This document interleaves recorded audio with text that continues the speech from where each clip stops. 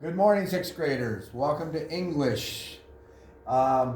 This will be the English assignment for probably Wednesday or Tuesday. I haven't decided yet. You just check your notes on the assignment notes. So we're going to cover what we call interrogative pronouns.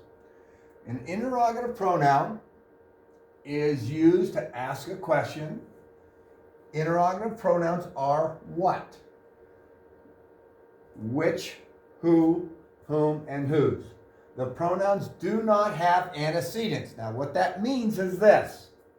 If I turn around and I find 3 white bucks sitting on the ground, I'm going to pick them up and I'll say, okay, 3 white bucks. Whose are they? If you guys were sitting in the classroom, and some of you would jokingly say, even if they weren't yours, saying, hey, they're mine, Mr. Wright, they're mine. Or if I find a piece of candy sitting on the floor, I'd say, okay, did anybody lose? Whose candy is this? And I would ask those are interrogative questions that are called interrogative pronouns. So again, what, which, who, whom, and whose are all interrogative pronouns. But they're broken up. They're broken up in 2 categories. You have some that occur in the subject and some that occur in the predicate. All right, let's kind of take a look at these examples first of the different pronouns and how they're used in just a general sense. What is your sister's name? It's in the subject of the sentence. Whose are these? Which is your dog? Whom should Ben invite? Who brought the pears? All right, let's take a look at the next set.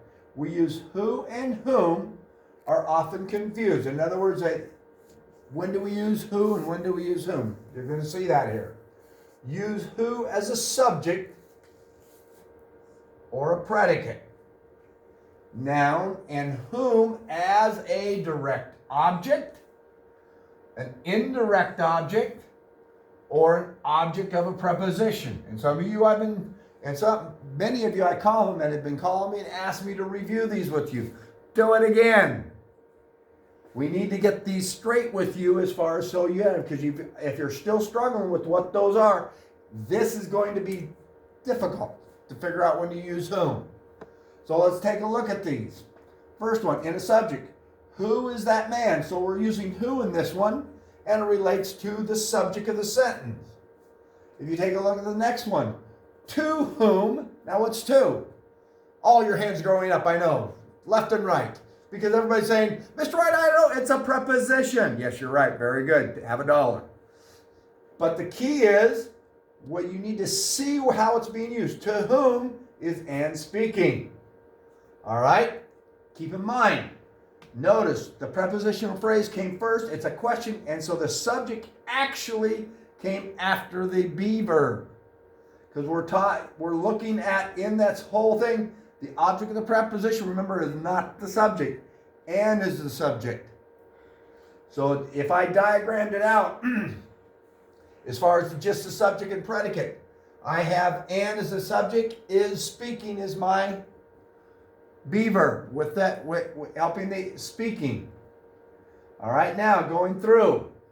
Subject, verb, direct object. Mother helped whom? All right, mother, my subject. Verb helped. Who did she help? Whom? Asking a question. Mother helped whom? It's asking the question of who she helped. Whom did Rob ask? Okay, notice what happens here. Direct object came first. And I know that's so different than what we've been. But the key is this, people. This ending punctuation, a question mark. A question mark, the subject can change positions. And some of you are going to want to call me on that so I can walk you through it even after you've watched the video. All right, so if we take a look, subject Rob. What did Rob do? He asks. What did he ask? Or I should say did ask. What did he ask? Whom? Okay, so it's the direct object. Take a look at the next one. Mrs. Yost gave whom the quiz? All right, what did Mrs. Yost give? She gave a quiz. Receives the action. Who she give the quiz to? Whom? Or she's going to give it to whom? All right, so again, the question mark is why things can shift around in the sentence structure. Okay, because of that. let's go through the guided practice. Okay? And again, please do the guided practice. Please ask the questions through the guided practice. It will help you. It says on number 1, underline the interrogative pronoun in each sentence. All right? Pretty easy. What is the problem? Interrogative pronoun. Who received the highest grade? Who? Prepositional phrase of the European countries, excuse me, which have mild winters and hot and dry summers. Again, we have a question mark, and it's going to change the order. Notice we're starting our sentence with a prepositional phrase. And so as we're looking at that prepositional phrase, we got to say, okay, what is the interrogative pronoun? Which? Okay, who knows something about Spain, Italy, or Greece? Whose is this? Which is Betty's seat? Notice these are all the subject, so we're sticking with the pattern that we set up here of the directions. If you remember up above, it stated we use who for the subject of the sentence. All right, now, jumping down to the bottom. I'm going to slide it up and I'll clean the board up.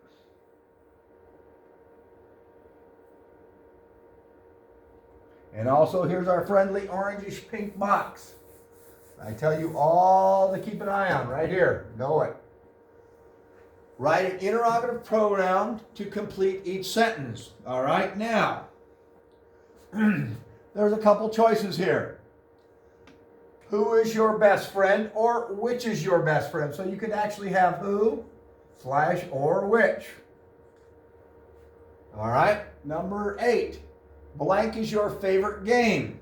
All right, you could make it, again, you could take a look at those, and you have 2 choices that, again, what is your favorite game, or which is your favorite game? And then number 9, we have, again, you have a series of choices there. Whose is this? What is this? And then you have also who or which is this? Whose is this? What is this? Who is this? Which is this? So there's all there. You have all 4 of them in there. So yes, because that adds a level of confusion. Yes, but the biggest thing in a question that if I'd ask you, this could all be correct. And again, I'll be referring, or I'll put it in multiple choice in the Teams app for which one you have the choices of making. Because what I would do with here is I might give you 3 choices of all the same, or I'd put 2 choices and then the third choice would be all the above. But again, proofreading makes it much easier when you're looking at it as well. Okay. Going down on number 10 through 15, underline the words that correctly complete each sentence. Who was a ruler of Italy in 1920s? Now, some people will say, well, use whom is right. No, that's not right. Because remember, we said whom has to be related to a subject, or excuse me, a direct object, object of the preposition, or indirect object. This is not either one of those. This is the subject of the sentence, so it's got to be who. The people served who or whom. Subject. I got to, again, find the subject. My subject's right here. I'm going to put a line underneath it, or I'm going to put a box around so it doesn't confuse with the direction. My subject is people. So that means I have a subject. That means I'm going to have a direct object, which is whom. Okay, the next one. To whom or who should Daniel send this message? Well, immediately, look. Prepositional phrase. So that means automatically you have an object again, which means whom. And the subject of the sentence, Daniel. Okay, now, let's go down to the next one, number 13. It says, the prince gave who or whom the Medal of Honor. The prince gave subject Prince, gave, direct object whom, or I should say gave to whom, because whom is the one that's receiving the medal. What did he give? He gave a medal. And remember, of honor is a prepositional phrase as well. Number 14. Who or whom should attend the banquet next week? All right, we're looking for a subject, and so therefore we have the word who. Number 15. Who or whom did mother call? All right, so you got to be careful here. Do we have a subject or do we have a predicate? And it can fool you because subject of the sentence is mother. What did she do? She did call. So we have the verb, subject. So that means this is going to be a whom, because it's in the object of the sentence. Okay, that's the only one that could be a little grief, and there's going to be one like that on the practice. So again, the key is find the subject of every sentence. And remember, the subject of the sentence cannot be in the prepositional phrase. No, no, no, no. Okay? But again, to be safe and sorry, video chat me, call me. So anyway, that'll do her. Remember, questions, give a jingle. Thanks.